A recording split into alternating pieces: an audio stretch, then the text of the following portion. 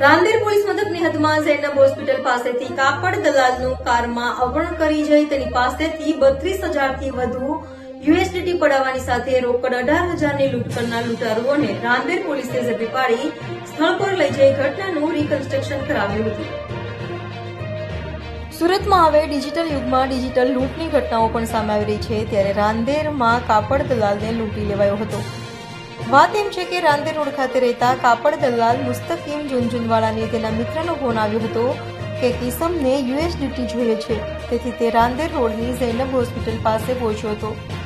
જ્યાંથી એક કારમાં આવેલા અજાણ્યા ઈસમોએ મુસ્તકીમના ગળા પર ચપ્પુ મૂકી તેનું કારમાં અપહરણ કરી ગયા હતા અને ત્યારબાદ તેને કારમાં ઓલપાડ તરફ લઈ ગયા હતા,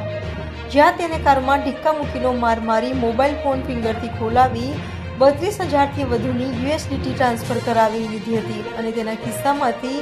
18,000 રોકડની પણ લૂંટ કરી પર્વત પાટિયા પાસે મૂકી ભાગી છૂટ્યા હતા. બનાવને લઈ રાંદેર પોલીસમાં ફરિયાદ નોંધાતા રાંદેર પોલીસે ત્વરિત તપાસ હાથ ધરી કાપડ દલાલને લૂંટી લેનાર માથાભારે મૂળ મહારાષ્ટ્રના જલગાંવનો અને હાલ નવાગામ ડિંડોલીમાં આરડી નગરમાં રહેતા દયાવન ઉર્ફે બંટી અશોક પાટીલ, મહારાષ્ટ્રના શાકીમાં નંદુરબારનો અને હાલ ડિંડોલી લક્ષ્મીનારાયણ સોસાયટીમાં રહેતા અશોક ઉર્ફે ભુરિયાબીકા મહાજન અને મૂળ મહારાષ્ટ્રના જલગાંવનો અને હાલ લિંબાયત કેશવનગરમાં રહેતા કૈલાસ ઉર્ફે કેલિયા આઘાર પાટીલને ઝડપી પડ્યા હતા અને ત્રણેય પાસેથી કાર, મોબાઈલ સહિત લાખોની મત્તા કબજે કરી હતી. તો પોલીસે આરોપીઓને જ્યાંમાંથી કાપડ દલાલનું અપહરણ કર્યું હતું